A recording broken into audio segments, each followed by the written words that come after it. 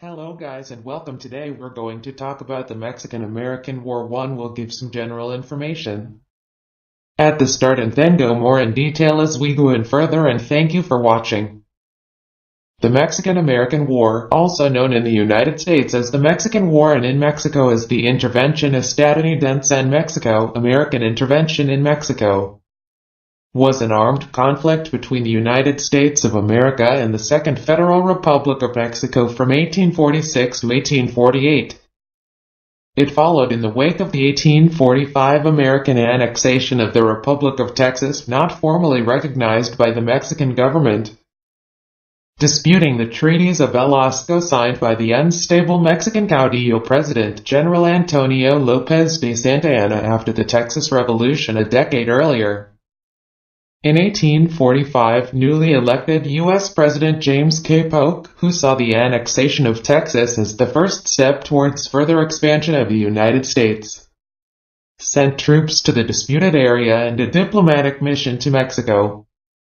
After Mexican forces attacked American forces, Polk cited this in his request that Congress declare war.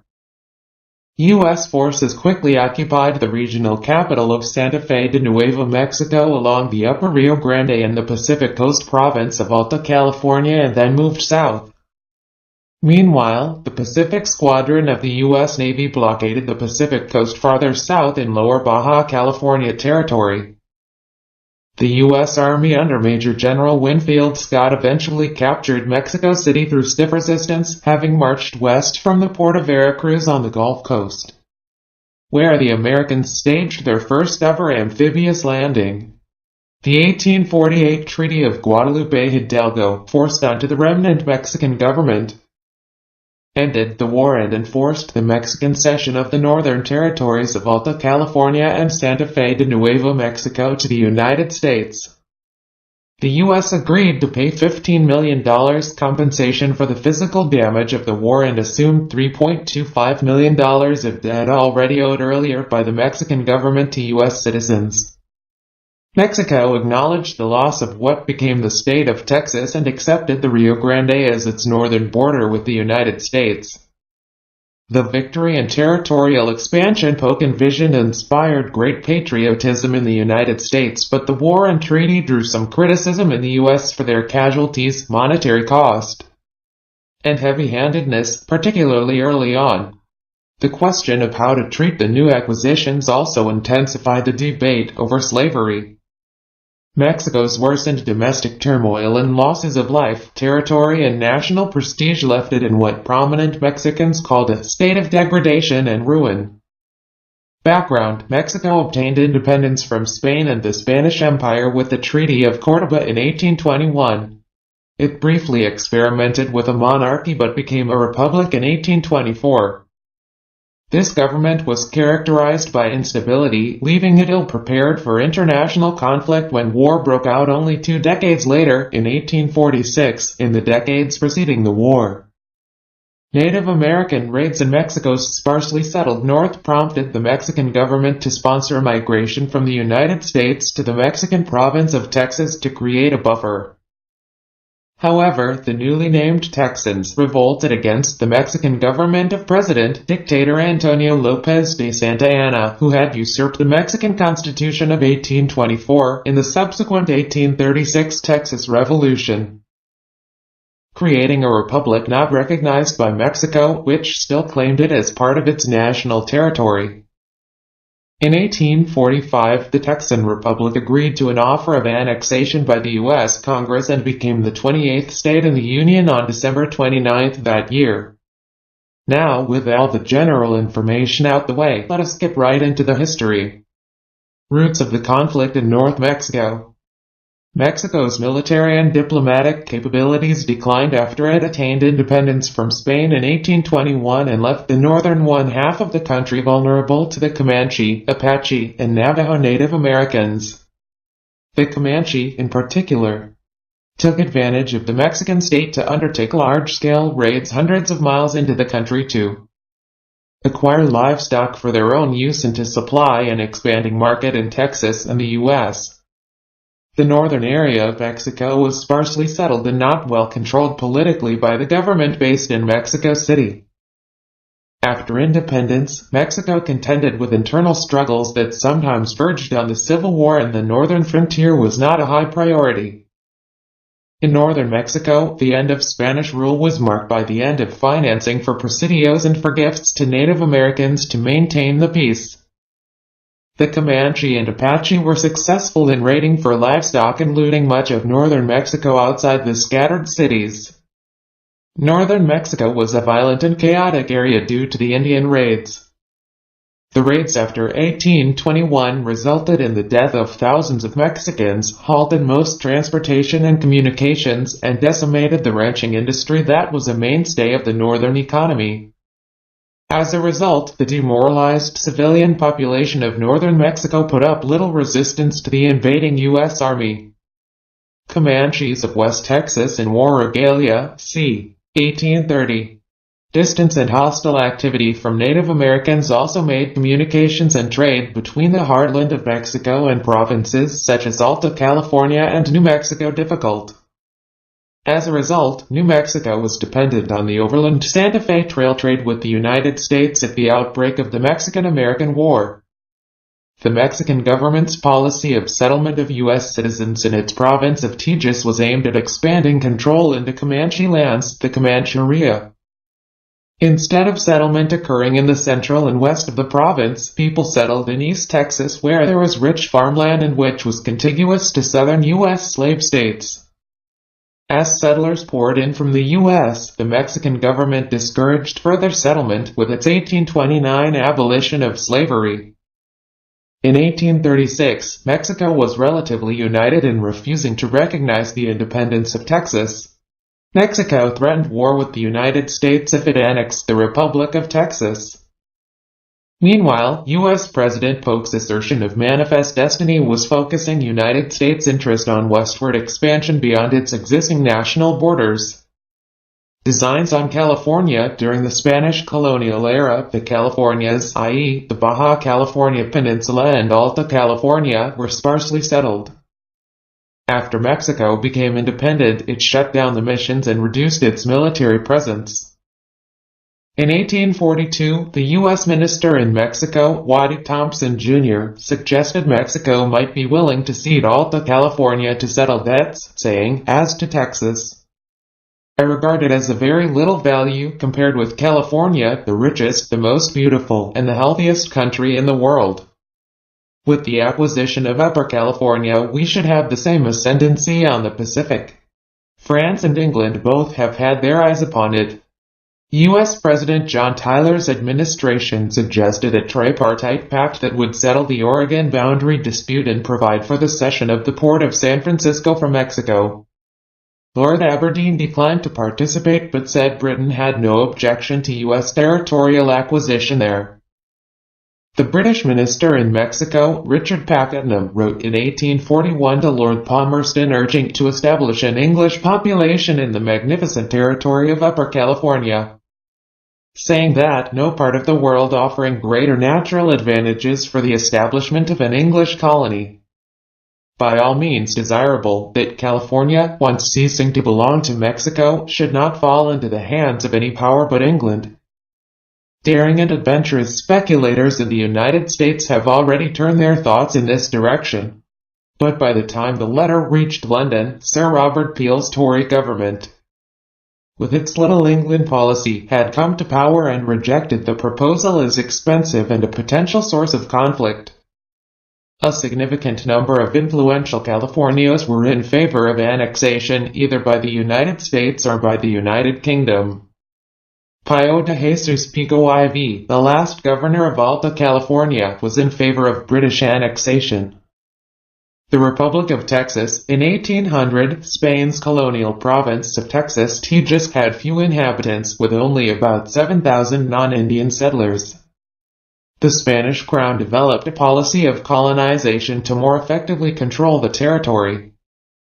After independence, the Mexican government implemented the policy, granting Moses Austin, a banker from Missouri, a large tract of land in Texas. Austin died before he could bring his plan of recruiting American settlers for the land to fruition, but his son, Stephen F. Austin, brought over 300 American families into Texas. This started the steady trend of migration from the United States into the Texas frontier. Austin's colony was the most successful of several colonies authorized by the Mexican government. The Mexican government intended the new settlers to act as a buffer between the Tejano residents and the Comanches. But the non-Hispanic colonists tended to settle where there were decent farmland and trade connections with American Louisiana, which the United States had acquired in the Louisiana Purchase, rather than further west where they would have been an effective buffer against the Indians. In 1829, as a result of the large influx of American immigrants, the non-Hispanic outnumbered native Spanish speakers in the Texas Territory. President Vicente Guerrero, a hero of Mexican independence, moved to gain more control over Texas and its influx of southern non-Hispanic colonists and discourage further immigration by abolishing slavery in Mexico. The Mexican government also decided to reinstate the property tax and increase tariffs on shipped American goods. The settlers and many Mexican businessmen in the region rejected the demands, which led to Mexico closing Texas to additional immigration, which continued from the United States into Texas illegally. In 1834, General Antonio López de Santa Anna became the centralist dictator of Mexico, abandoning the federal system. He decided to quash the semi-independence of Texas, having succeeded in doing so in Coahuila. In 1824, Mexico had merged Texas and Coahuila into the enormous state of Coahuila y Tejas. Finally, Stephen F. Austin called Texians to arms, and they declared independence from Mexico in 1836. After Santa Anna defeated the Texians in the Battle of the Alamo, he was defeated by the Texian army commanded by General Sam Houston and captured at the Battle of San Jacinto. He signed a treaty recognizing the independence of Texas. Texas consolidated its status as an independent republic and received official recognition from Britain, France, and the United States, which all advised Mexico not to try to reconquer the new nation. Most Texians wanted to join the United States of America, but the annexation of Texas was contentious in the U.S. Congress, where Whigs were largely opposed. In 1845, Texas agreed to the offer of annexation by the U.S. Congress and became the 28th state on December 29, 1845. Origins of the war. In 1845, newly elected U.S. President James K. Polk made a proposition to purchase Alta California and Santa Fe de Nuevo Mexico from Mexico and to agree upon the Rio Grande River as the southern border of the United States. When that offer was rejected, President Polk moved U.S. troops commanded by Major General Zachary Taylor further south into the disputed Nueces Strip. Nueces Strip, the border of Texas as an independent state, was originally never settled. The Republic of Texas claimed land up to the Rio Grande based on the treaties of Velasco, but Mexico refused to accept these as valid, claiming that the Rio Grande in the treaty was the Nueces and referred to the Rio Grande as the Rio Bravo. The ill-fated Texan Santa Fe expedition of 1841 attempted to realize the claim to New Mexican territory east of the Rio Grande, but its members were captured and imprisoned. Reference to the Rio Grande boundary of Texas was omitted from the U.S. Congress's annexation resolution to help secure passage after the annexation treaty failed in the Senate. President Polk claimed the Rio Grande boundary, and when Mexico sent forces over the Rio Grande, this provoked a dispute. Polk's Gambit. In July 1845, Polk sent General Zachary Taylor to Texas, and by October 3,500 Americans were on the Nueces River, ready to take by force the disputed land. Polk wanted to protect the border and also coveted for the U.S. the continent clear to the Pacific Ocean. At the same time, Polk wrote to the American consul in the Mexican territory of Alta California, disclaiming American ambitions in California, but offering to support independence from Mexico or voluntary accession to the United States, and warning that the United States would oppose a British or French takeover. To end another war scare with the United Kingdom over the Oregon Country, Polk signed the Oregon Treaty dividing the territory, angering Northern Democrats who felt he was prioritizing Southern expansion over Northern expansion. In the winter of 1845–46, the federally commissioned explorer John C. Fremont and a group of armed men appeared in Alta California. After telling the Mexican governor and the American consul Larkin he was merely buying supplies on the way to Oregon, he instead went to the populated area of California and visited Santa Cruz and the Salinas Valley, explaining he had been looking for a seaside home for his mother. Mexican authorities became alarmed and ordered him to leave. Fremont responded by building a fort on Gavilan Peak and raising the American flag. Larkin sent word that Fremont's actions were counterproductive. Fremont left California in March but returned to California and took control of the California Battalion following the outbreak of the Bear Flag Revolt in Sonoma. In November 1845, Polk sent John Slidell, a secret representative, to Mexico City with an offer to the Mexican government of $25 million for the Rio Grande border in Texas and Mexico's provinces of Alta California and Santa Fe de Nuevo Mexico. U.S. expansionists wanted California to thwart British ambitions in the area and to gain the port on the Pacific Ocean. Polk authorized Slidell to forgive the $3 million owed to U.S. citizens for damages caused by the Mexican War of Independence and pay another $25 to $30 million in exchange for the two territories. Mexico's response: Mexico was not inclined nor able to negotiate. In 1846 alone, the presidency changed hands 4 times, the War Ministry 6 times, and the Finance Ministry 16 times. Mexican public opinion and all political factions agreed that selling the territories to the United States would tarnish the national honor. Mexicans who opposed direct conflict with the United States, including President José Joaquín de Herrera, were viewed as traitors. Military opponents of de Herrera, supported by populist newspapers, considered Slidell's presence in Mexico City an insult. When de Herrera considered receiving Slidell to settle the problem of Texas annexation peacefully, he was accused of treason and deposed.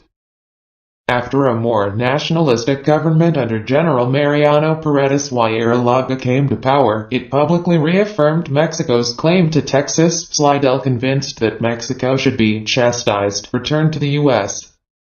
Mexican Army. The Mexican Army emerged from the War of Independence 1810–1821 as a weak and divided force. Before the war with the United States, the military faced both internal and foreign challenges. The Spanish still occupied the coastal fortress of San Juan de Ulúa, and Spain did not recognize Mexico's independence, so that the new nation was at risk for invasion. In 1829, the Spanish attempted to reconquer their former colony, and Antonio López de Santa Anna became a national hero defending the homeland. The army had a set of privileges, fueros, established in the colonial era that gave it jurisdiction over many aspects of its affairs. In general, the military supported conservative positions, advocating for a strong central government and upholding privileges of the military and the Catholic Church. Some military men exercised power in local areas as caudillos and resisted the central command. Liberal politicians, such as Valentin Gómez Farías, sought to rein in the military's power. The military faced insurrections and separatist movements in Tabasco, Yucatan, and Texas. The French blockaded Veracruz in 1838 to collect debts, a conflict known to history as the Pastry War. Compounding the demands on the Mexican military, there were continuing Indian challenges to power in the northern region. On the Mexican side, only 7 of the 19 states that formed the Mexican Federation sent soldiers, armament, and money for the war effort. As the young republic had not yet developed a sense of a unifying, national identity, Mexican soldiers were not easily melded into an effective fighting force.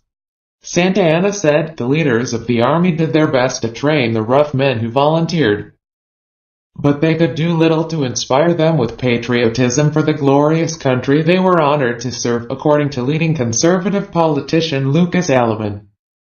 The money spent on arming Mexican troops merely enabled them to fight each other and give the illusion that the country possessed an army for its defense. However, an officer criticized Santa Anna's training of troops. The cavalry was drilled only in regiments. The artillery hardly ever maneuvered and never fired a blank shot. The general in command was never present on the field of maneuvers, so that he was unable to appreciate the respective qualities of the various bodies under his command. If any meetings of the principal commanding officers were held to discuss the operations of the campaign, it was not known. Nor was it known whether any plan of campaign had been formed. At the beginning of the war, Mexican forces were divided between the permanent forces, permanent, and the active militiamen, actives.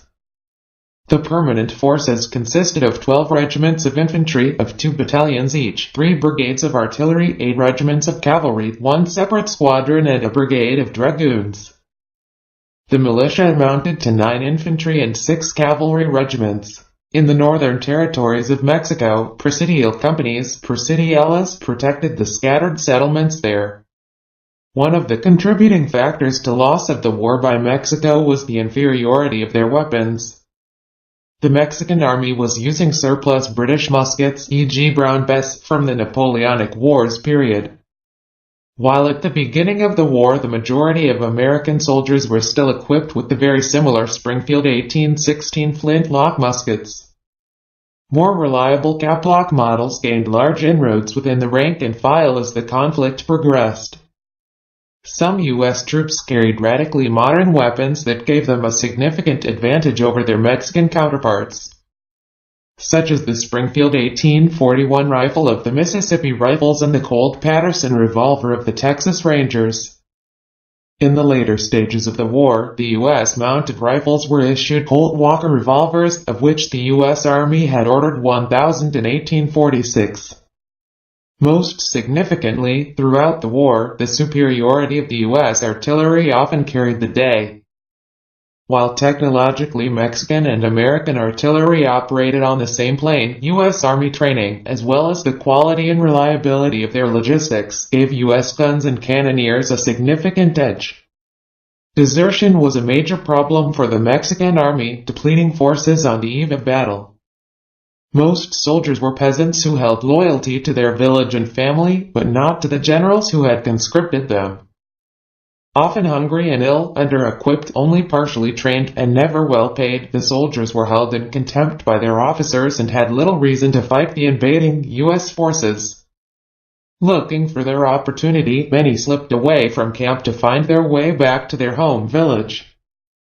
In his 1885 memoirs, former U.S. President Ulysses Grant, himself a veteran of the Mexican War, attributed Mexico's defeat to the poor quality of their army, writing, "The Mexican army of that day was hardly an organization. The private soldier was picked from the lower class of the inhabitants when wanted, his consent was not asked, he was poorly clothed, worse fed, and seldom paid. He has turned adrift when no longer wanted. The officers of the lower grades were but little superior to the men. With all this, I have seen as brave stands made by some of these men as I have ever seen made by soldiers. New Mexico has a standing army larger than the United States. They have a military school modeled after West Point. Their officers are educated and, no doubt, very brave. The Mexican War of 1846-8 would be an impossibility in this generation." Soldaderas, women who traveled with the men in the Mexican army, were known as soldaderas. While they only carried their packs, there were recorded instances where the soldiers would join in the battle alongside the men. These women were involved in street fighting during the defense of Mexico City and Monterrey. Some women such as Dos Amantes and Maria Josefa Zaya would be remembered as heroes. Political divisions inside Mexico were another factor in the U.S. victory. Inside Mexico, the Centralistas and Republicans vied for power, and at times these two factions inside Mexico's military fought each other rather than the invading U.S. Army. Another faction called the Monarchists, whose members wanted to install a monarch, some advocated rejoining Spain, further complicated matters. This third faction would rise to predominance in the period of the French intervention in Mexico. The ease of the American landing at Veracruz was in large part due to civil warfare in Mexico City, which made any real defense of the port city impossible. As General Santa Anna said, however shameful it may be to admit this, we have brought this disgraceful tragedy upon ourselves through our interminable infighting. United States Army. On the U.S. side, the war was fought by regiments of regulars and various regiments, battalions, and companies of volunteers from the different states of the Union, as well as Americans and some Mexicans in the California and New Mexico territories. On the West Coast, the U.S. Navy fielded a battalion of sailors in an attempt to recapture Los Angeles. Although the U.S. Army and Navy were not large at the outbreak of the war, the officers were generally well trained and the numbers of enlisted men fairly large compared to Mexico's. At the beginning of the war, the U.S. Army had 8 regiments of infantry, 3 battalions each, 4 artillery regiments and 3 mounted regiments, 2 dragoons, 1 of the mounted rifles. These regiments were supplemented by 10 new regiments, 9 of infantry and 1 of cavalry, raised for 1 year of service by the Act of Congress from February 11, 1847. State volunteers were raised in various size units and for various periods of time, mostly for 1 year. Later some were raised for the duration of the war as it became clear it was going to last longer than a year. In his 1885 memoirs, Ulysses Grant wrote, "The victories in Mexico were, in every instance, over vastly superior numbers. There were 2 reasons for this. Both General Scott and General Taylor had such armies as are not often got together. At the battles of Palo Alto and Resaca de la Palma, General Taylor had a small army, but it was composed exclusively of regular troops, under the best of drill and discipline. Every officer, from the highest to the lowest, was educated in his profession, not at West Point necessarily, but in the camp, in garrison, and many of them in Indian wars. The rank and file were probably inferior, as the material out of which to make an army, to the volunteers that participated in all the later battles of the war. But they were brave men, and then drill and discipline brought out all there was in them. A better army, a man for man, probably never faced an enemy than the one commanded by General Taylor in the earliest 2 engagements of the Mexican War. The volunteers who followed were of better material, but without drill or discipline at the start. They were associated with so many disciplined men and professionally educated officers that when they went into engagements it was with a confidence they would not have felt otherwise. They became soldiers themselves almost at once. All these conditions we would enjoy again in case of war. U.S. soldiers' memoirs describe cases of looting and murder of Mexican civilians, mostly by state volunteers. One officer's diary records, "We reached Barita about 5 p.m. Many of the Louisiana volunteers were there, a lawless drunken rabble. They had driven away from the inhabitants, taken possession of their houses, and were emulating each other and making beasts of themselves." John L. O'Sullivan, a vocal proponent of Manifest Destiny, later recalled, "The regulars regarded the volunteers with importance and contempt.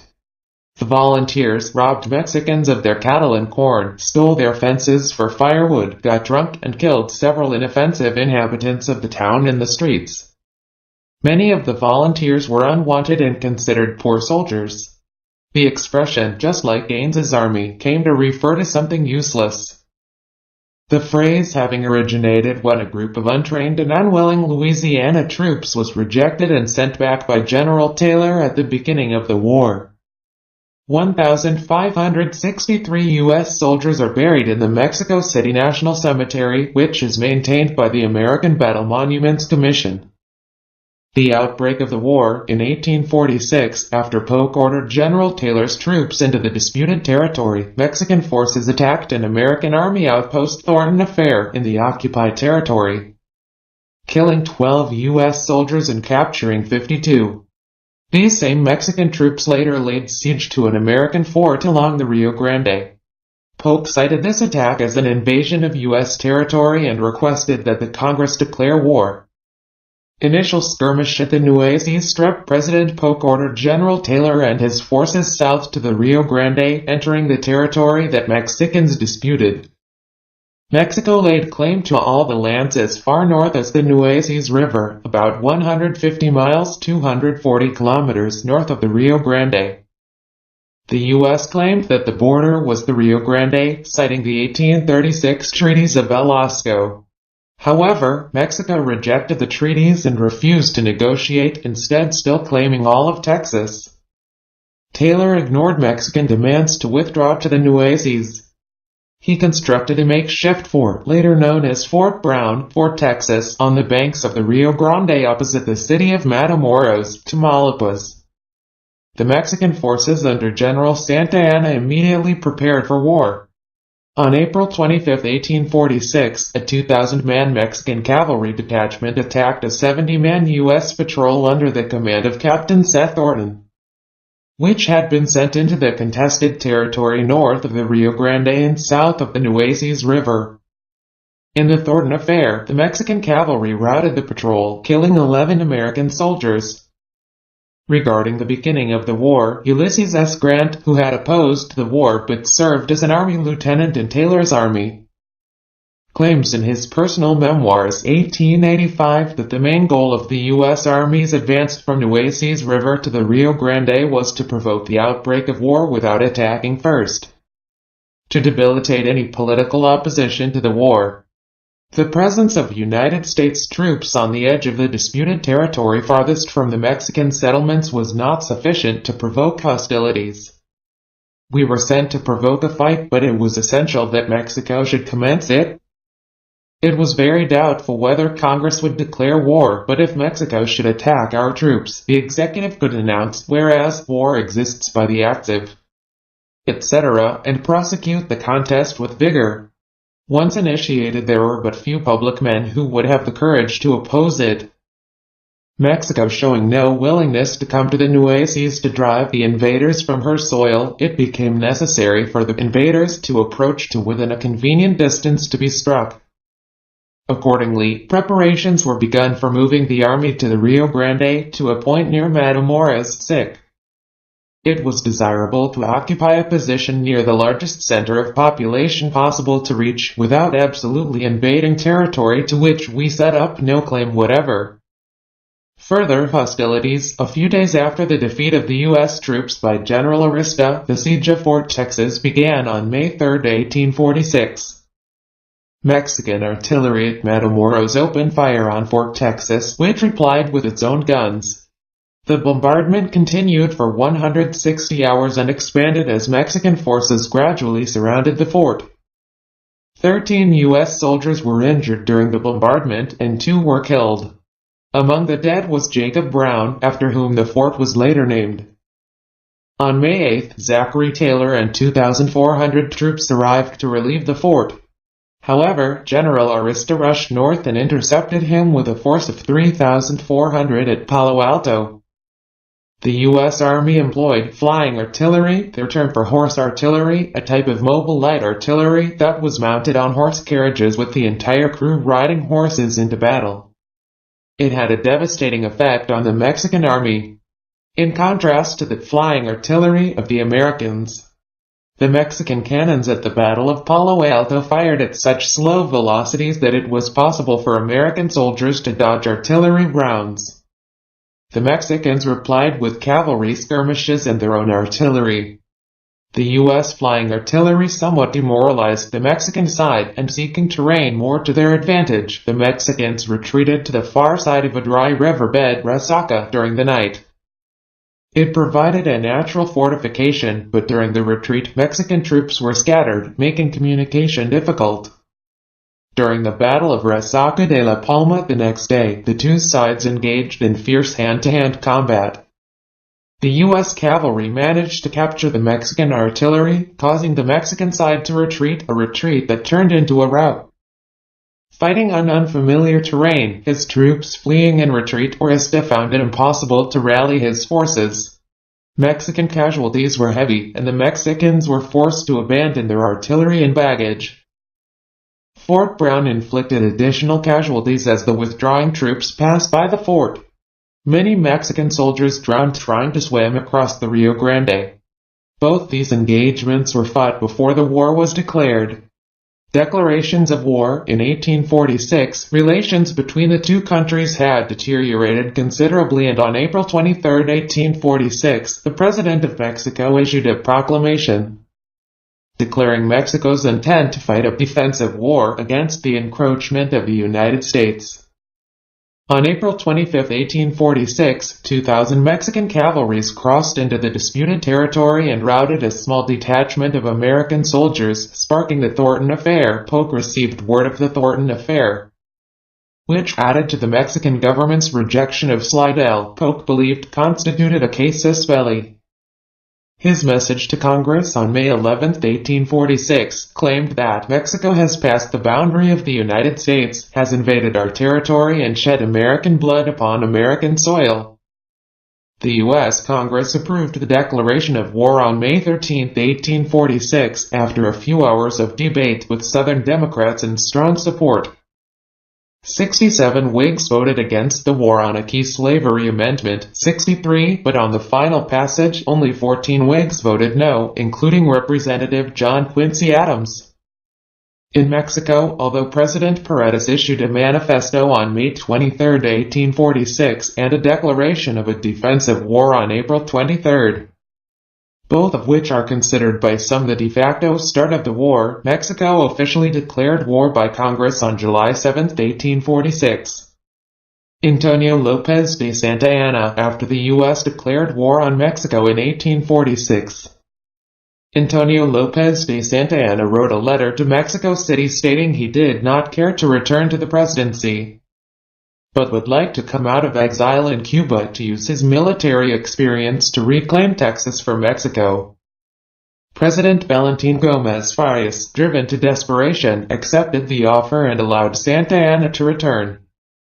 Unbeknownst to President Farías, Santa Anna had secretly been dealing with U.S. representatives to sell uncontested territory to the U.S. at a reasonable price on the condition that he be allowed back in Mexico through the U.S. naval blockades. Santa Anna returned to Mexico, taking his place at the head of the army. Once in this position, he went back on his word, declaring himself president. As president, Santa Anna made an unsuccessful attempt to fight off the U.S. invasion. Santa Anna left for Veracruz in August 1846. The people of Mexico did not focus on Santa Anna's many military shortcomings and betrayals, opting to see him as a hero that never abandoned his people when they needed him most. Antonio López de Santa Anna remained popular among the Mexican people for years after the war. Despite his history of corruption, local people often cite Santa Anna as one of the most reliable people when it came to protecting Mexico from invasion. Following defeat in the Mexican-American War in 1848, Santa Anna once again went into exile, this time to Kingston, Jamaica. The reaction in the United States opposition to the war in the United States increasingly divided by sectional rivalry. The war was a partisan issue and an essential element in the origins of the American Civil War. Most Whigs in the North and South opposed it, most Democrats supported it. Southern Democrats, animated by a popular belief in manifest destiny, supported it in hope of adding slave-owning territory to the South and avoiding being outnumbered by the faster-growing North. John L. O'Sullivan, the editor of the Democratic Review, coined this phrase in its context, stating that it must be our manifest destiny to overspread the continent allotted by Providence for the free development of our yearly multiplying millions. Northern anti-slavery elements feared the expansion of the Southern slave power. Whigs generally wanted to strengthen the economy with industrialization, not expand it with more land. Among the most vocal opposing the war in the House of Representatives was John Quincy Adams of Massachusetts. Adams had first voiced concerns about expanding into Mexican territory in 1836 when he opposed Texas annexation. He continued this argument in 1846 for the same reason. War with Mexico would add new slavery territory to the nation.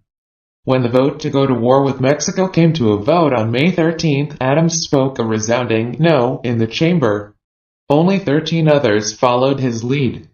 Ex-slave Frederick Douglass opposed the war and was dismayed by the weakness of the anti-war movement.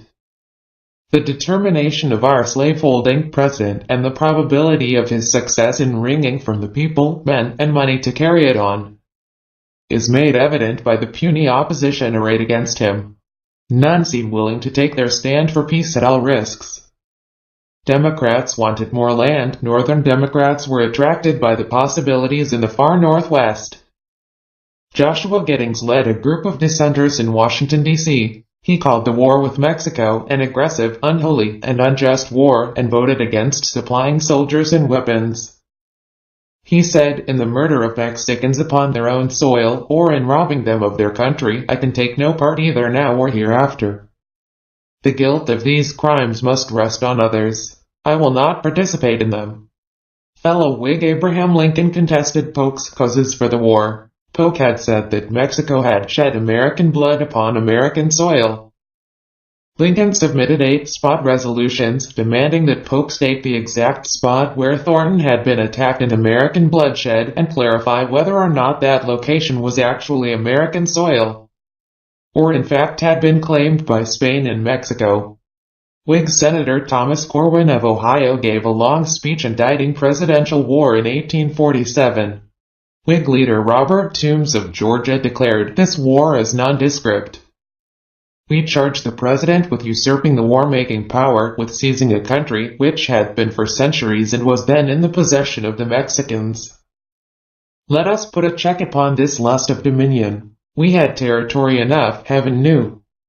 Northern abolitionists attacked the war as an attempt by slave owners to strengthen the grip of slavery and thus ensure their continued influence in the federal government. Prominent artists and writers opposed the war. The transcendentalist writers Henry David Thoreau and Ralph Waldo Emerson attacked the popular war. Thoreau, who served jail time for his opposition, turned a lecture into an essay now known as Civil Disobedience. Emerson was succinct, predicting that the United States will conquer Mexico, but it will be as a man who swallowed the arsenic which brings him down in turn. Mexico will poison us. Events proved him right, as arguments over the expansion of slavery in the land seized from Mexico would fuel the drift to civil war just a dozen years later. Democratic Representative David Wilmot introduced the Wilmot Proviso, which would prohibit slavery in new territory acquired from Mexico. Wilmot's proposal passed the House but not the Senate, and it spurred further hostility between the factions.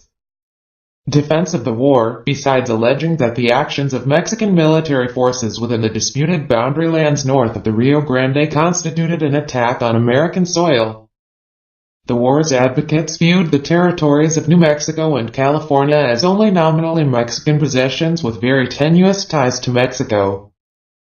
They saw the territories as actually unsettled, ungoverned, and unprotected frontier lands, whose non-Aboriginal population, where there was any at all, represented a substantial, in places even a majority, American component. Moreover, the territories were feared to be under imminent threat of acquisition by America's rival on the continent, the British. President Polk reprised these arguments in his third annual message to Congress on December 7, 1847. He scrupulously detailed his administration's position on the origins of the conflict, the measures the U.S. had taken to avoid hostilities, and the justification for declaring war. He also elaborated upon the many outstanding financial claims by American citizens against Mexico and argued that, in view of the country's insolvency, the cession of some large portion of its northern territories was the only indemnity realistically available as compensation. This helped to rally congressional Democrats to his side, ensuring passage of his war measures and bolstering support for the war in the U.S. U.S. journalism during the war. The Mexican-American War was the first American war that was covered by mass media, primarily the penny press, and was the first foreign war covered primarily by American correspondents. Press coverage in the United States was characterized by support for the war and widespread public interest and demand for coverage of the conflict.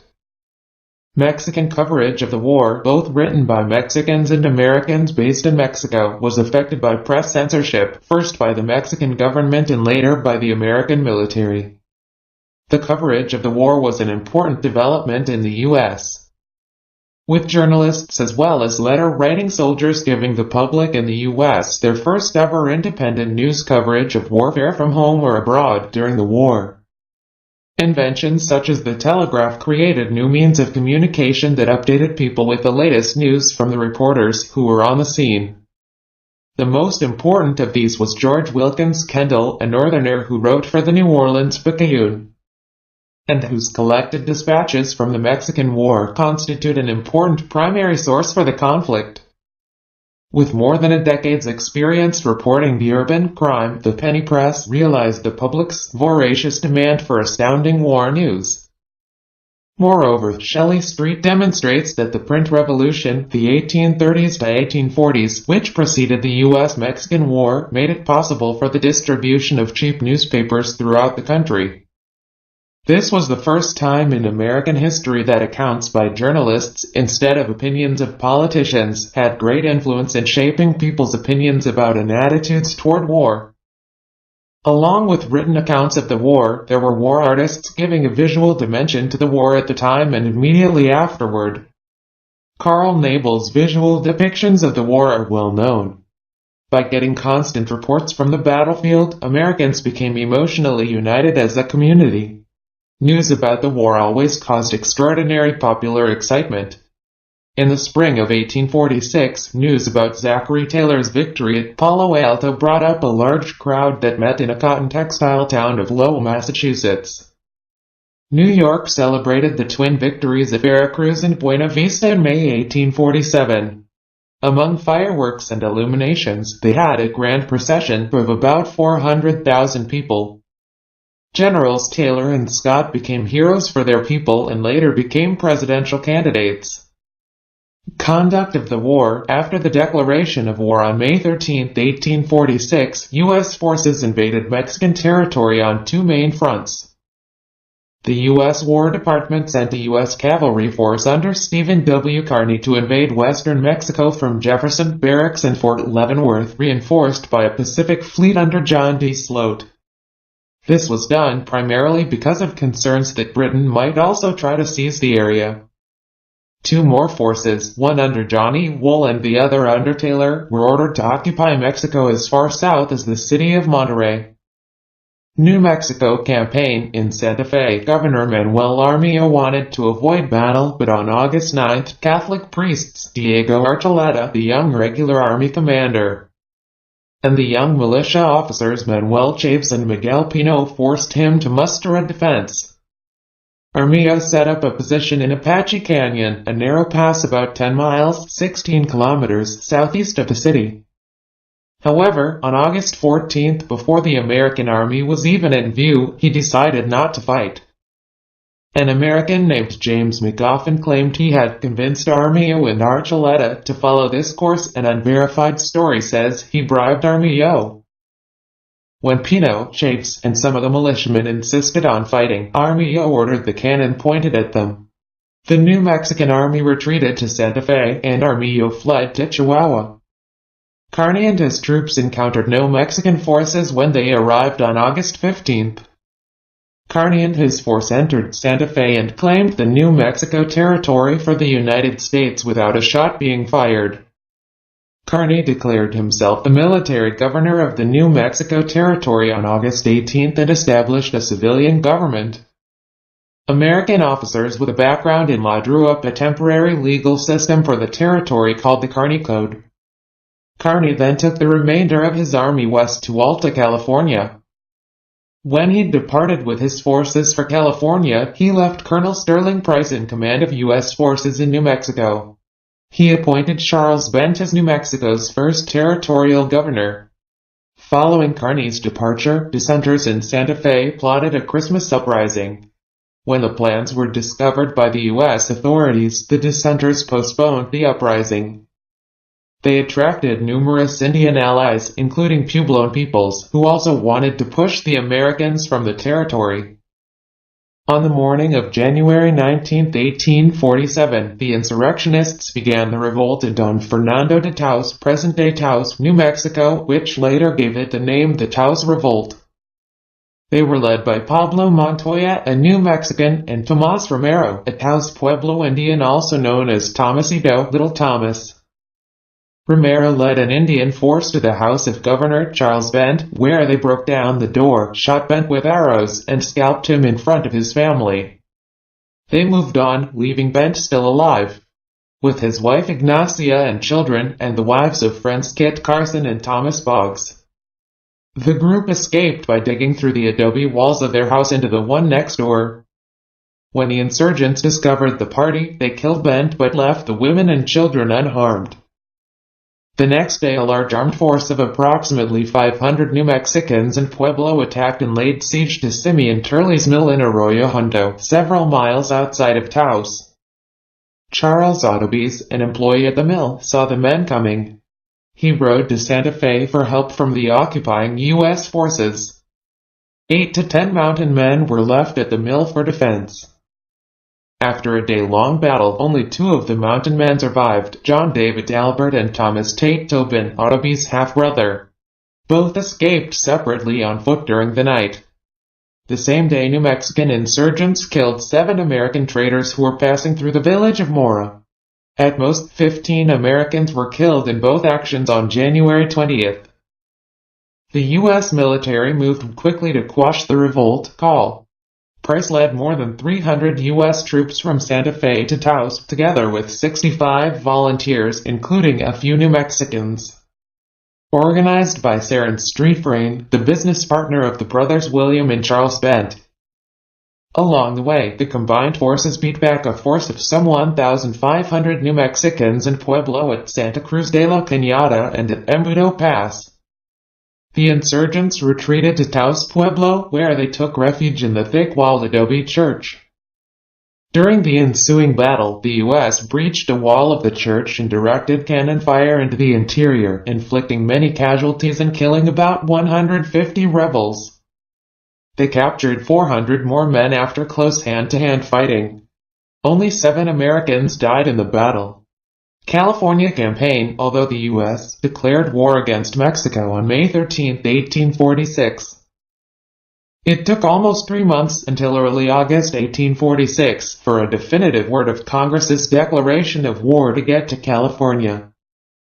American Consul Thomas O. Larkin, stationed in Monterey, worked successfully during the events in that vicinity to avoid bloodshed between Americans and the Mexican military garrison commanded by General Jose Castro.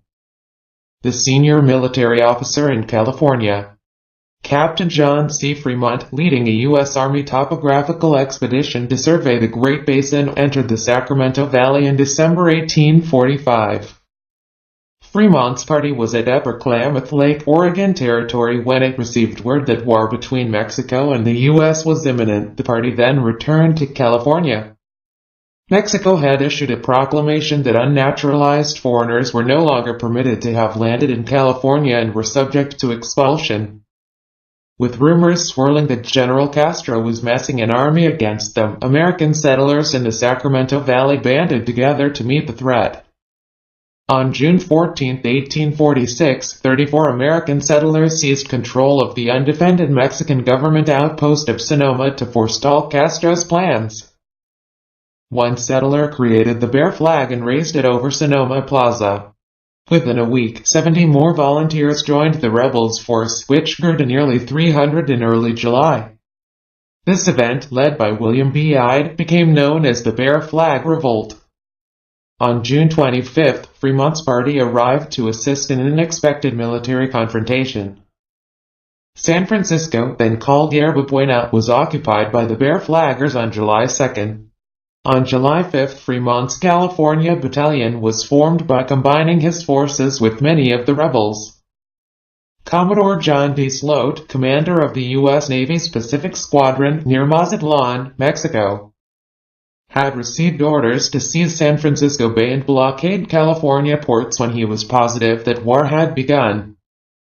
Sloat set sail from Monterey, reaching it on July 1. Sloat, upon hearing of the events in Sonoma and Fremont's involvement, erroneously believed Fremont to be acting on order from Washington and ordered his forces to occupy Monterey on July 7 and raise the American flag. On July 9, 70 sailors and Marines landed at Yerba Buena and raised the American flag. Later that day in Sonoma, the Bear flag was lowered and the American flag was raised in its place. On Sloat's orders, Fremont brought 160 volunteers to Monterey, in addition to the California Battalion. On July 15, Sloat transferred his command of the Pacific Squadron to Commodore Robert F. Stockton, who was more militarily aggressive. He mustered the willing members of the California Battalion into military service with Fremont in command. Stockton ordered Fremont to San Diego to prepare to move northward to Los Angeles. As Fremont landed, Stockton's 360 men arrived in San Pedro. General Castro and Governor Pio Pico wrote farewells and fled separately to the Mexican state of Sonora. Stockton's army entered Los Angeles unopposed on August 13, whereupon he sent a report to the Secretary of State that California is entirely free from Mexican dominion. Stockton, however, left a tyrannical officer in charge of Los Angeles with a small force. The Californios, under the leadership of Jose Maria Flores, acting on their own and without federal help from Mexico in the siege of Los Angeles, forced the American garrison to retreat on September 29. They also forced small U.S. garrisons in San Diego and Santa Barbara to flee. Captain William Mervine landed 350 sailors and Marines at San Pedro on October 7. They were ambushed and repulsed at the Battle of Dominguez Rancho by Flores forces in less than an hour. 4 Americans died, with 8 severely injured. Stockton arrived with reinforcements at San Pedro, which increased the American forces there to 800. He and Mervine then set up a base of operations at San Diego. Meanwhile, U.S. Colonel Stephen W. Kearny and his force of about 100 men, who had performed a grueling march across New Mexico and the Sonoran Desert, crossed the Colorado River in late November 1846.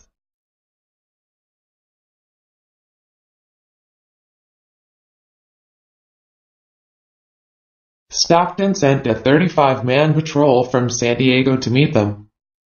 On December 7, 100 lancers under General Andres Pico, brother of the governor, tipped off and lying in wait, fought Kearny's army of about 150 at the Battle of San Pascual, where 22 of Kearny's men, one of whom later died of wounds, including 3 officers, were killed in 30 minutes of fighting. The wounded Kearny and his bloodied force pushed on until they had to establish a defensive position on Mule Hill. However, General Pico kept the hill under siege for 4 days until a 215-man American relief force arrived. Fremont and the 428-man California Battalion arrived in San Luis Obispo on December 14 and Santa Barbara on December 27. On December 28, a 600-man American force under Kearny began a 150-mile march to Los Angeles. Flores then moved his ill-equipped 500-man force to a 50-foot-high bluff above the San Gabriel River. On January 8, 1847, the Stockton-Kearny Army defeated the California force in the 2-hour Battle of Rio San Gabriel. That same day, Fremont's force arrived at San Fernando. The next day, January 9, the Stockton-Kearny forces fought and won the Battle of La Mesa. On January 10, the U.S. Army entered Los Angeles to no resistance. On January 12, Fremont and 2 of Pico's officers agreed to terms for a surrender. Articles of capitulation were signed on January 13 by Fremont, Andres Pico and 6 others at a rancho at Cahuenga Pass, modern-day North Hollywood. This became known as the Treaty of Cahuenga, which marked the end of armed resistance in California. Pacific Coast Campaign. USS Independence assisted in the blockade of the Mexican Pacific coast, capturing the Mexican ship Corio and launch on May 16, 1847. She supported the capture of Guaymas, Sonora, on October 19, 1847, and landed Blue Jackets and Marines to occupy Mazatlan, Sinaloa, on November 11, 1847. After Upper California was secure, most of the Pacific Squadron proceeded down the California coast, capturing all major cities of the Baja California territory and capturing or destroying nearly all Mexican vessels in the Gulf of California. Other ports, not on the peninsula, were taken as well. The objective of the Pacific Coast Campaign was to capture Mazatlan on the Mexican mainland, which was a major supply base for Mexican forces. Numerous Mexican ships were also captured by this squadron, with the USS Cyan given credit for 18 ships captured and numerous destroyed. Entering the Gulf of California, Independence, Congress, and Cyan seized La Paz, then captured and burned the small Mexican fleet at Guaymas. Within a month, they cleared the Gulf of hostile ships, destroying or capturing 30 vessels. Later, their sailors and marines captured the port of Mazatlan on November 11, 1847. A Mexican campaign under Manuel Pineda Muñoz to retake the various captured ports resulted in several small clashes: Battle of Maledge, Battle of La Paz, Battle of San Jose del Cabo, and two sieges: Siege of La Paz, Siege of San Jose del Cabo, in which the Pacific Squadron ships provided artillery support. U.S. garrisons remained in control of the ports. Following reinforcement, Lieutenant Col. Henry S. Burton marched out. His forces rescued captured Americans, captured Pineda, and, on March 31, defeated and dispersed remaining Mexican forces at the skirmish of Todos Santos. Unaware that the Treaty of Guadalupe Hidalgo had been signed in February 1848 and a truce agreed to on March 6, when the American garrisons were evacuated to Monterrey following the treaty ratification. Many Mexicans went with them, those who had supported the American cause and had thought Lower California would also be annexed along with Upper California. Northeastern Mexico. The Mexican Army's defeats at Palo Alto and Resaca de la Palma caused political turmoil in Mexico. Turmoil which Antonio López de Santa Anna used to revive his political career and return from self-imposed exile in Cuba in mid-August 1846. It was President Polk's plan to bring back the exiled dictator who had defeated the Texans at the Alamo and Goliad. On the 4th of August 1846, Polk negotiated a deal to not only bring Santa Anna back but to pay him $2 million. Ostensibly a bribe as an advance payment on the cession of California. Santa Anna promised the U.S. that if he was allowed to pass through the blockade, he would negotiate a peaceful conclusion to the war and sell the New Mexico and Alta California territories to the U.S. Once Santa Anna arrived in Mexico City, however, he reneged on his deal with the U.S. and offered his services to the Mexican government. Then, after being appointed commanding general, he reneged again and seized the presidency. Led by Zachary Taylor, 2,300 U.S. troops crossed the Rio Grande after some initial difficulties in obtaining river transport. His soldiers occupied the city of Matamoros, then Camargo, where the soldiery suffered the first of many problems with a disease, and then proceeded south and besieged the city of Monterrey. The hard-fought Battle of Monterrey resulted in serious losses on both sides. The American light artillery was ineffective against the stone fortifications of the city. The Mexican forces were under General Pedro de Ampudia and repulsed Taylor's best infantry division at Fort Tenaria. American soldiers, including many West Pointers, had never engaged in urban warfare before, and they marched straight down the open streets, where they were annihilated by Mexican defenders well hidden in Monterrey's thick adobe homes. 2 days later, they changed their urban warfare tactics. Texan soldiers had fought in a Mexican city before the siege of Bexar in December 1835 and advised Taylor's generals that the Americans needed to mouse hole through the city's homes. In other words, they needed to punch holes in the side or roofs of the homes and fight hand-to-hand inside the structures. Mexicans called the Texas soldiers the Diabolicos Tejanos, the Devil Texans. This method proved successful. Eventually, these actions drove entrapped Ampudia's men into the city's central plaza, where howitzer shelling forced Ampudia to negotiate. Taylor agreed to allow the Mexican army to evacuate into an 8-week armistice in return for the surrender of the city. Under pressure from Washington, Taylor broke the armistice and occupied the city of Saltillo, southwest of Monterrey. Santa Anna blamed the loss of Monterrey and Saltillo on Ampudia and demoted him to command a small artillery battalion. On February 22, 1847, Santa Anna personally marched north to fight Taylor with 20,000 men. Taylor, with 4,600 men, had entrenched at a mountain pass called Buena Vista. Santa Anna suffered desertions on the way north and arrived with 15,000 men in a tired state.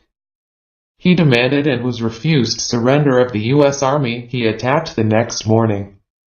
Santa Anna flanked the U.S. positions by sending his cavalry and some of his infantry up the steep terrain that made up one side of the pass, while a division of infantry attacked frontally along the road leading to Buena Vista.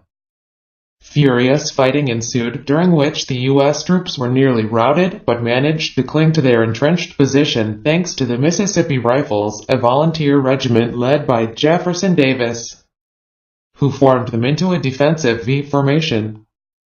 The Mexicans had inflicted considerable losses, but Santa Anna had gotten word of upheaval in Mexico City, so he withdrew that night, leaving Taylor in control of part of northern Mexico. Pope mistrusted Taylor, who he felt had shown incompetence in the Battle of Monterrey by agreeing to the armistice. Taylor later used the Battle of Buena Vista as the centerpiece of his successful 1848 presidential campaign. Northwestern Mexico, the Bear Springs Treaty ended a large-scale insurrection by the Ute, Zuni, Mickey, and Navajo tribes. After the successful conquest of New Mexico, American troops moved into modern-day northwest Mexico. On March 1, 1847, Alexander W. Donovan occupied Chihuahua City. British Consul John Potts did not want to let Donovan search Governor Trias's mansion and unsuccessfully asserted it was under British protection. American merchants in Chihuahua wanted the American force to stay in order to protect their business.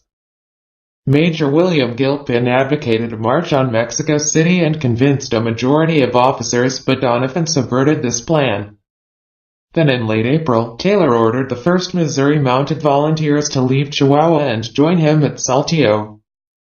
The American merchants either followed or returned to Santa Fe. Along the way, the townspeople of Paris enlisted Donovan's aid against an Indian raiding party that had taken children, horses, mules, and money. The civilian population of northern Mexico offered little resistance to the American invasion, possibly because the country had already been devastated by Comanche and Apache Indian raids. Josiah Gregg, who was with the American Army in northern Mexico, said that the whole country from New Mexico to the borders of Durango is almost entirely depopulated. The haciendas and ranchos have been mostly abandoned, and the people chiefly confined to the towns and cities. Southern Mexico had a large indigenous population and was geographically distant from the capital. Yucatan, in particular, had closer ties to Cuba and to the United States than it did to central Mexico. On a number of occasions in the early era of the Mexican Republic, Yucatan seceded from the Federation. There were also rivalries between regional elites, with one faction based in Mérida and the other in Campeche. These issues factored into the Mexican-American War. The U.S. Navy contributed to the war by controlling the coast and clearing the way for U.S. troops and supplies, especially to Mexico's main port of Veracruz. Even before hostilities began in the disputed northern region, the U.S. Navy created a blockade. Given the shallow waters of that portion of the Gulf Coast, the U.S. Navy needed ships with a shallow draft rather than large frigates. Since the Mexican Navy was almost non-existent, the U.S. Navy could operate unimpeded in Gulf waters. First Battle of Tabasco, Commodore Matthew C. Perry led a detachment of 7 vessels along the northern coast of Tabasco State.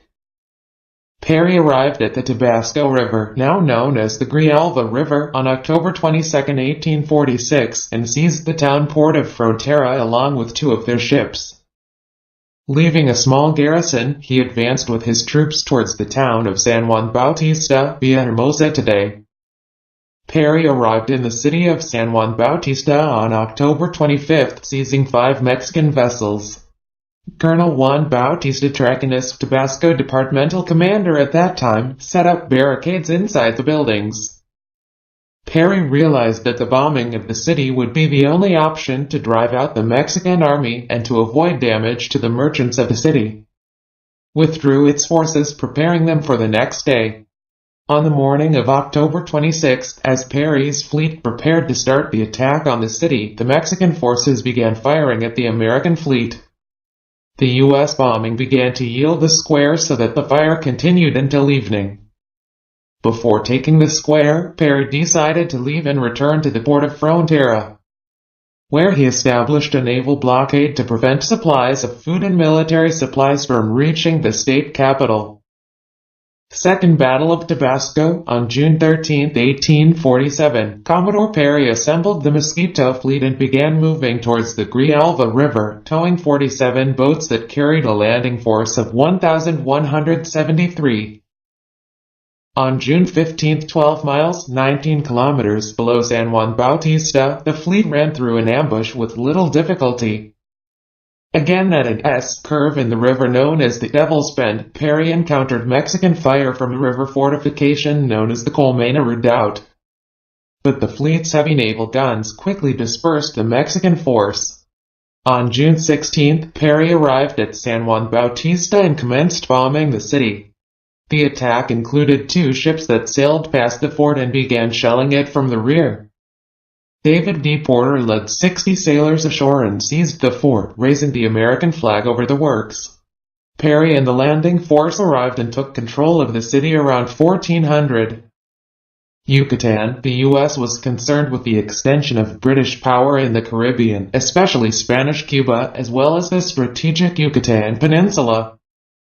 In 1847, Maya revolted against the white elites of the peninsula in a racial war known as the Caste War of Yucatan.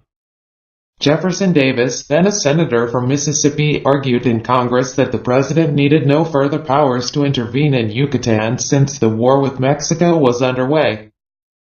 Davis's concern was strategic and part of his vision of manifest destiny. Considering the Gulf of Mexico, a basin of water belonging to the United States, and continuing the Cape of Yucatan and the island of Cuba must be ours rather than under British influence. In the end, the U.S. did not intervene in Yucatan, but it had figured in congressional debates about the Mexican-American War. At one point, the government of Yucatan petitioned the U.S. for protection during the Caste War, but the U.S. did not respond. Desertion. Desertion was a major problem for the Mexican army, depleting forces on the eve of battle. Most soldiers were peasants who had a loyalty to their village and family, but not to the generals who had conscripted them. Often hungry and ill, under-equipped, only partially trained, and never well paid, the soldiers were held in contempt by their officers and had little reason to fight the Americans. Looking for their opportunity, many slipped away from camp to find their way back to their home village. The desertion rate in the U.S. Army was 8.3%, 9,200 out of 111,000, compared to 12.7% during the War of 1812 and usual peacetime rates of about 14.8% per year. Many men deserted to join another U.S. unit and get a second enlistment bonus. Some deserted because of the miserable conditions in the camp. It has been suggested that others used the army to get free transportation to California, where they deserted to join the gold rush. This, however, is unlikely as gold was only discovered in California on January 24, 1848, less than 2 weeks before the war concluded. By the time word reached the eastern U.S. that gold had been discovered, the word also reached it that the war was over. Several hundred U.S. deserters went over to the Mexican side. Nearly all were recent immigrants from Europe with weak ties to the U.S. The Mexicans issued broadsides and leaflets enticing U.S. soldiers with promises of money, land bounties, and offices commissions. Mexican guerrillas shadowed the U.S. Army and captured men who took unauthorized leave or fell out of the ranks. The guerrillas coerced these men to join the Mexican ranks. The generous promises proved illusory for most deserters, who risked being executed if captured by U.S. forces. San Patricio, the most famous group of deserters from the U.S. Army, was the St. Patrick's Battalion or San Patricios, composed primarily of several hundred immigrant soldiers. The majority Catholic Irish and German immigrants who deserted the U.S. Army because of ill treatment or sympathetic leanings to fellow Mexican Catholics and joined the Mexican Army.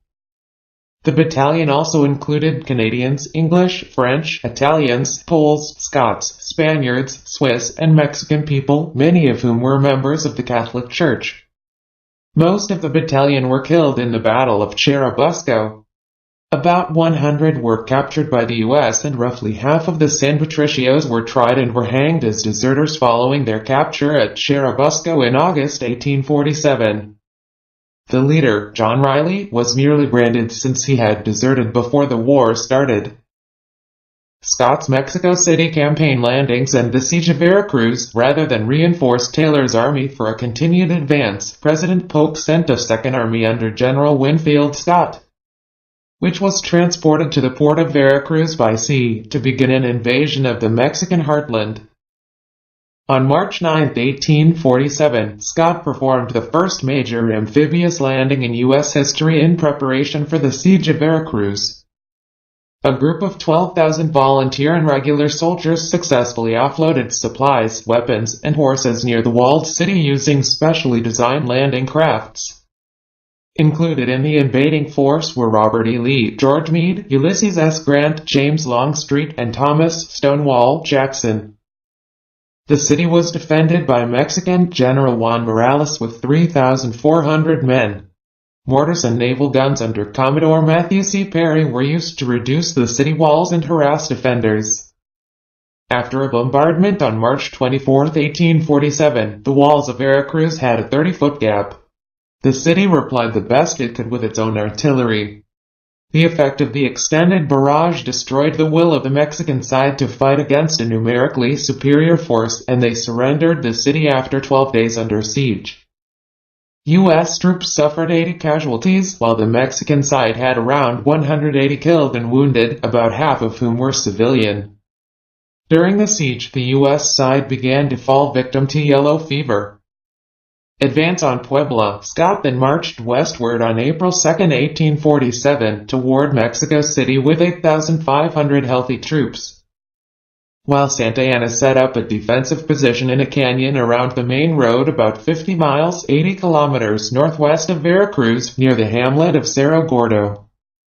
Santa Anna had entrenched with 12,000 troops and artillery that was trained on the road where he expected Scott to appear. However, Scott had sent 2,600 mounted dragoons ahead and they reached the pass on April 12. The Mexican artillery prematurely fired on them and therefore revealed their positions, beginning the Battle of Cerro Gordo. Instead of taking the main road, Scott's troops trekked through the rough terrain to the north, setting up his artillery on the high ground and quietly flanking the Mexicans. Although by then aware of the positions of U.S. troops, Santa Anna and his troops were unprepared for the onslaught that followed. In the battle fought on April 18, the Mexican army was routed. The U.S. Army suffered 400 casualties, while the Mexicans suffered over 1,000 casualties and 3,000 were taken prisoner. In August 1847, Captain Kirby Smith of Scott's 3rd Infantry reflected on the resistance of the Mexican army. They can do nothing and their continued defeats should convince them of it. They have lost 6 great battles. We have captured 608 cannon, nearly 100,000 stands of arms, made 20,000 prisoners, have the greatest portion of their country and are fast advancing on their capital which must be ours, yet they refuse to treat, i.e., negotiate terms. Pause at Puebla. In May, Scott pushed into Puebla, the second largest city in Mexico. Because of the citizens' hostility to Santa Anna, the city capitulated without resistance on May 1. During the following months, Scott gathered supplies and reinforcements at Puebla and sent back units whose enlistments had expired. Scott also made strong efforts to keep his troops disciplined and treat the Mexican people under occupation justly, so as to prevent a popular rising against his army.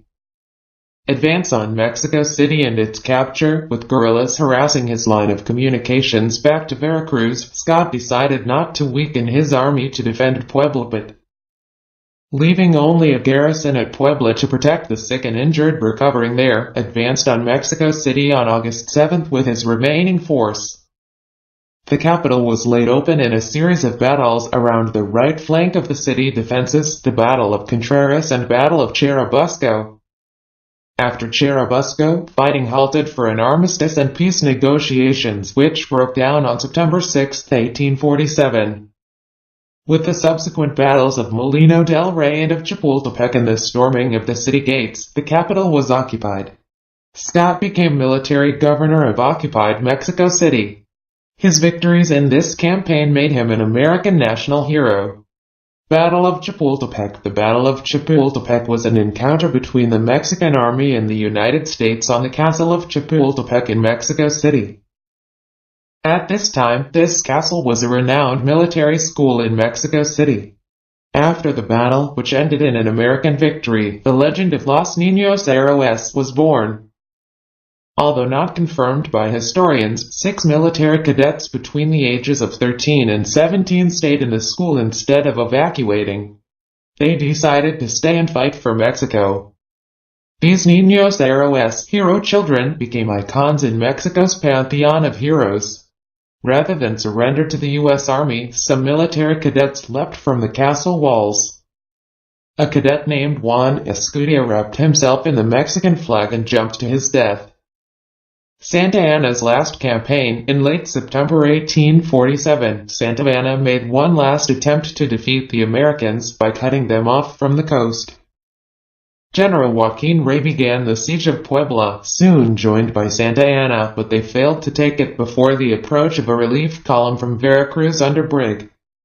General Joseph Lane prompted Santa Anna to stop him.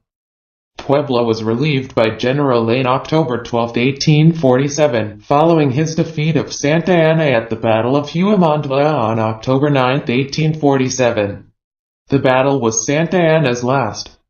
Following the defeat, the new Mexican government led by Manuel de la Peña y Peña asked Santa Anna to turn over command of the army to General José Joaquín de Herrera. Anti-guerrilla campaign. Following his capture and securing of the capital, General Scott sent about a quarter of his strength to secure his line of communications to Veracruz from the light corps of General Joaquin Rey and other Mexican guerrilla forces that had been harassing it since May.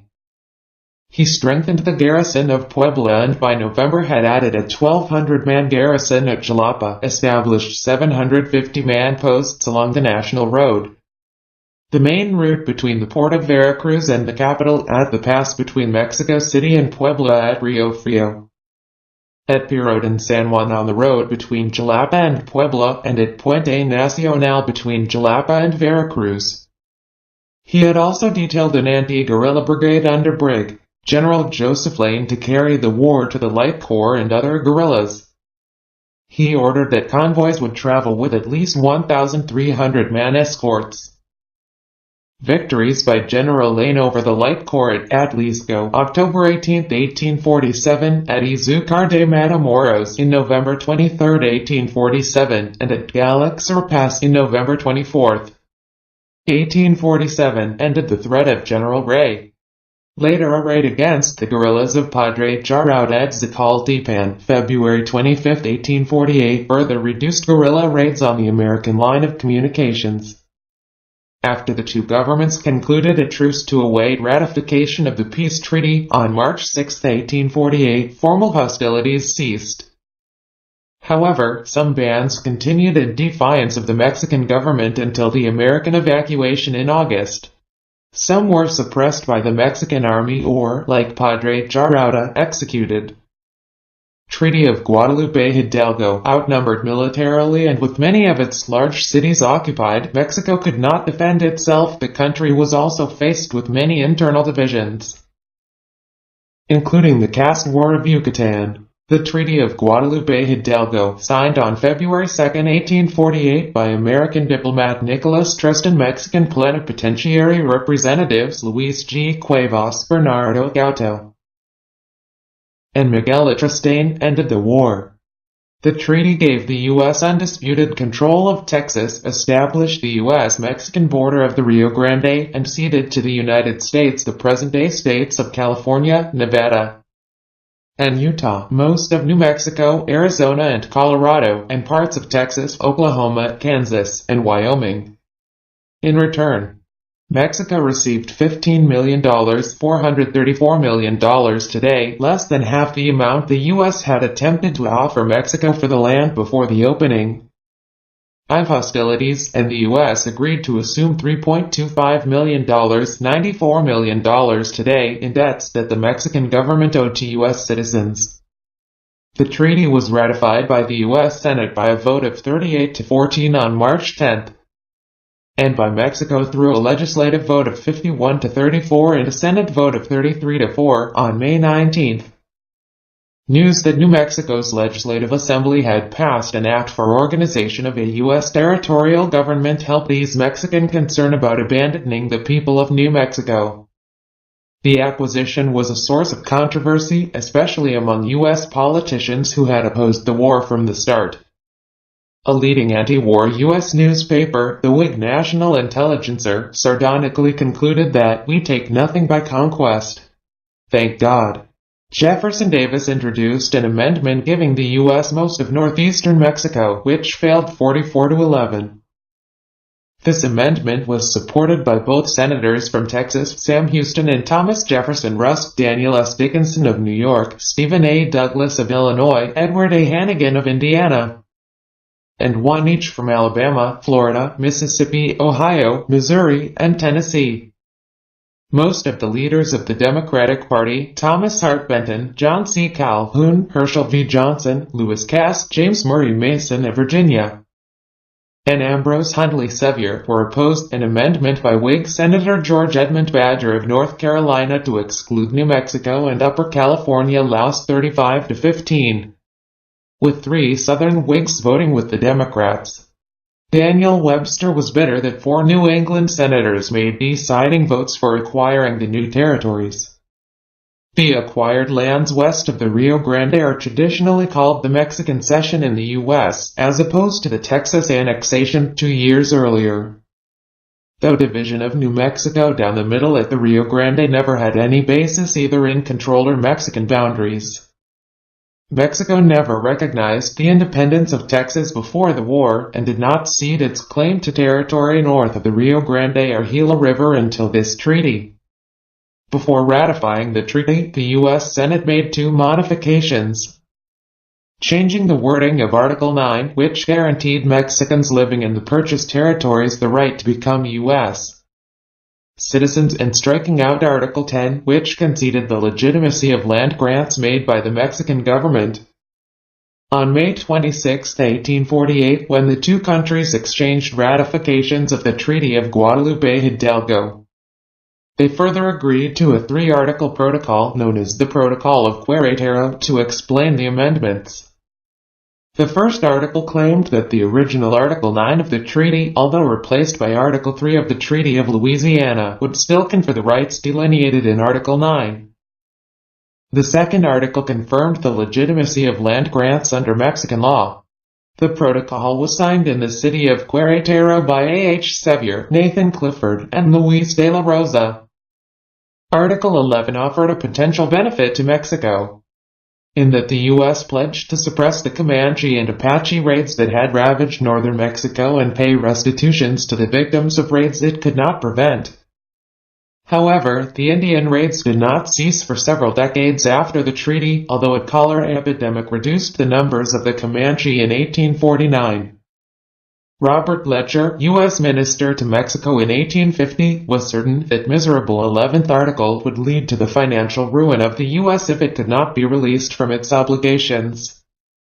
The U.S. was released from all obligations of Article 11 5 years later by Article 2 of the Gadsden Purchase of 1853. Results: altered territories. The 1848 Treaty of Guadalupe Hidalgo ended the war and enforced the Mexican cession of the northern territories of Alta California and Santa Fe de Nuevo Mexico to the United States. Mexico acknowledged the loss of what became the state of Texas and accepted the Rio Grande as its northern border with the U.S. The losses amounted to one-third of its original territory from its 1821 independence. Before the secession of Texas, Mexico comprised almost 1,700,000 square miles, 4,400,000 square kilometers, but by 1849 it was just under 800,000 square miles, 2,100,000 square. Another 30,000 square miles, 78,000 square kilometers were sold to the U.S. in the Gadsden Purchase of 1853, so the total reduction of Mexican territory was more than 55%. Or 900,000 square miles, 2,300,000 square kilometers. Though the annexed territory was about the size of Western Europe, it was sparsely populated. The land contained about 14,000 non-indigenous people in Alta California and about 60,000 in Nuevo Mexico, as well as large Indian nations such as the Papago, Pima, Puebloan, Navajo, Apache and many others. Although some native people relocated farther south in Mexico, the great majority remained in the U.S. territory. The American settlers surging into the newly conquered Southwest were openly contemptuous of Mexican law, a civil law system based on the law of Spain, as alien and inferior, and disposed of it by enacting reception statutes at the first available opportunity. However, they recognized the value of a few aspects of Mexican law and carried them over into their new legal systems. For example, most of the southwestern states adopted community property, marital property systems, as well as water law. Mexicans and Indians in the annexed territories faced a loss of civil and political rights. Even though the Treaty of Guadalupe Hidalgo promised American citizenship to all Mexican citizens living in the territory of the Mexican Cession, the U.S. government withheld citizenship from Indians in the Southwest until the 1930s, although they were citizens under Mexican law. Impact of the war in the United States. In much of the United States of America, victory and the acquisition of new land brought a surge of patriotism. Victory seemed to fulfill Democrats' belief in their country's manifest destiny. While Whig Ralph Waldo Emerson rejected war as a means of achieving America's destiny, he accepted that most of the great results of history are brought about by discreditable means. Although the Whigs had opposed the war, they made Zachary Taylor their presidential candidate in the election of 1848, praising his military performance while muting their criticism of the war. Has the Mexican War terminated yet, and how? Are we beaten? Do you know of any nation about to besiege South Hadley, Massachusetts? If so, do inform me of it, for I would be glad of a chance to escape if we are to be stormed. I suppose our teacher, Miss Marie Lyon, would furnish us all with daggers and order us to fight for our lives.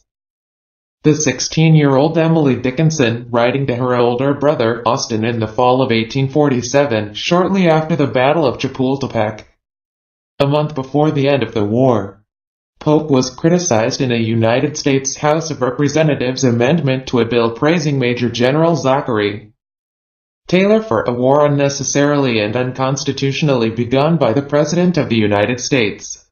This criticism, in which Congressman Abraham Lincoln played an important role with his spot resolutions, followed congressional scrutiny of the war's beginnings, including factual challenges to claims made by President Polk. The vote followed party lines, with all Whigs supporting the amendment. Lincoln's attack won lukewarm support from fellow Whigs in Illinois but was harshly counterattacked by Democrats, who rallied pro-war sentiments in Illinois. Lincoln's spot resolutions haunted his future campaigns in the heavily Democratic state of Illinois and were cited by enemies well into his presidency. Effect on the American Civil War. Many of the military leaders on both sides of the American Civil War were trained at the U.S. Military Academy at West Point and had fought as junior officers in Mexico. This list includes military men fighting for the Union: Ulysses S. Grant, George B. McClellan, William T. Sherman, George Meade, and Ambrose Burnside. Military men who joined the Southern secessionists of the Confederate States of America were Robert E. Lee, Stonewall Jackson, James Longstreet, Joseph E. Johnston, Braxton Bragg, Sterling Price, and the future Confederate President Jefferson Davis. Both sides had leaders with significant experience in active combat and strategy and tactics, likely shaping ways the Civil War conflict played out. President Ulysses S. Grant, who as a young Army lieutenant had served in Mexico under General Taylor, recalled in his memoirs, published in 1885, that generally, the officers of the Army were indifferent whether the annexation was consummated or not, but not so all of them. For myself, I was bitterly opposed to the measure, and to this day regard the war which resulted as one of the most unjust ever waged by a stronger against a weaker nation. It was an instance of a republic following the bad example of European monarchies in not considering justice in their desire to acquire additional territory. Grant also expressed the view that the war against Mexico had brought punishment on the United States in the form of the American Civil War. The Southern Rebellion was largely the outgrowth of the Mexican War. Nations, like individuals, are punished for their transgressions. We got our punishment in the most sanguinary and expensive war of modern times. This view was shared by the philosopher Ralph Waldo Emerson, who towards the end of the war wrote that the United States will conquer Mexico, but it will be as the man swallows the arsenic which brings him down in turn. Mexico will poison us. Veterans of the war were often broken men. As the sick and wounded from Taylor's and Scott's campaigns made their way back from Mexico to the United States, their condition shocked the folks at home. Husbands, sons, and brothers returned in broken health, some with missing limbs. As late as 1880, the Republican campaign textbook by the Republican Congressional Committee described the war as feculent, wreaking corruption, and one of the darkest scenes in our history. A war forced upon our and the Mexican people by the high-handed usurpations of Press Pogue in pursuit of territorial aggrandizement of the slave oligarchy. General Robert E. Lee, leader of the Confederate forces through the end of the American Civil War, began building his reputation as a military officer in America's war against Mexico. At the start of the Mexican-American War, Captain Lee invaded Mexico with General Wool's engineering department from the north. By early 1847, he helped take the Mexican cities of Veracruz, Cerro Gordo, Contreras, Churubusco, Molino del Rey, and Chapultepec. Lee was wounded in Chapultepec. By September, Mexico City surrendered and the United States was victorious. Physical and moral courage performed by any individual in his knowledge during the campaign, Robert E. Lee's humility and professionalism was apparent early on in his career. One gave credit to General Scott for the victories. He said that it was his stout heart, his bold self-reliance, his indomitable courage that pressed us forward to this capital. It is important to note that although Lee is remembered for his valor during the Mexican-American War, he was only a junior officer who had never commanded a regiment in the field. In 1861, it was General Scott who advised Abraham Lincoln to ask Lee to command the Union forces. Lee declined, and later recounted, "I declined the offer he made me to take command of the army that was brought into the field," stating candidly and as courteously as I could that though opposed to secession and deprecating war, I could take no part in the invasion of the Southern states. On April 9, 1865. It was General Robert E. Lee who had surrendered to President Lincoln's Union forces. Despite initial objections from the Whigs and abolitionists, the war nevertheless united the U.S. in a common cause and was fought almost entirely by volunteers. The army swelled from just over 6,000 to more than 115,000. The majority of 12-month volunteers in Scott's army decided that a year's fighting was enough and returned to the U.S. Anti-slavery elements fought for the exclusion of slavery from any territory absorbed by the U.S. In 1847, the House of Representatives passed the Wilmot Proviso, stipulating that none of the territory acquired should be open to slavery. The Senate avoided the issue, and a late attempt to add it to the Treaty of Guadalupe Hidalgo was defeated. The war was a decisive event for the U.S., marking a significant waypoint for the nation as a growing military power, and a milestone in the U.S. narrative of manifest destiny. The war did not resolve the issue of slavery in the U.S. but rather in many ways inflamed it. as potential westward expansion of the institution took an increasingly central and heated theme in national debates preceding the American Civil War. By extending the nation from coast to coast, the Mexican-American War was a next step in the huge migrations to the west of Americans, which culminated in transcontinental railroads and the Indian Wars later in the same century. Impact of the war in Mexico. The military defeat and loss of territory was a disastrous blow to Mexico, causing the country to enter a period of self-examination, as its leaders sought to identify and address the reasons that had led to such a debacle. In the immediate aftermath of the war, a group of prominent Mexicans compiled an assessment of the reasons for the war and Mexico's defeat, edited by Ramon Alcaraz and including contributions by Ignacio Ramirez, Guillermo Prieto, Jose Maria Iglesias, and Francisco Urquidy. They wrote that for the true origin of the war, it is sufficient to say that the insatiable ambition of the United States, favored by our weakness, caused it. The work was translated to English by Colonel Albert Ramsey, a veteran of the Mexican-American War, and published in 1850. The war remains a painful historical event for the country. In Mexico City's Chapultepec Park, the Niños Héroes monument to the heroic cadets commemorates the heroic sacrifice of 16 aged military cadets who fought to their deaths rather than surrender to American troops during the Battle of Chapultepec Castle on September 13, 1847. The monument is an important patriotic site in Mexico. On March 5, 1947, nearly 100 years after the battle, U.S. President Harry S. Truman placed a wreath at the monument and stood for a moment of silence. Thank you for watching the whole documentary of the Mexican-American War.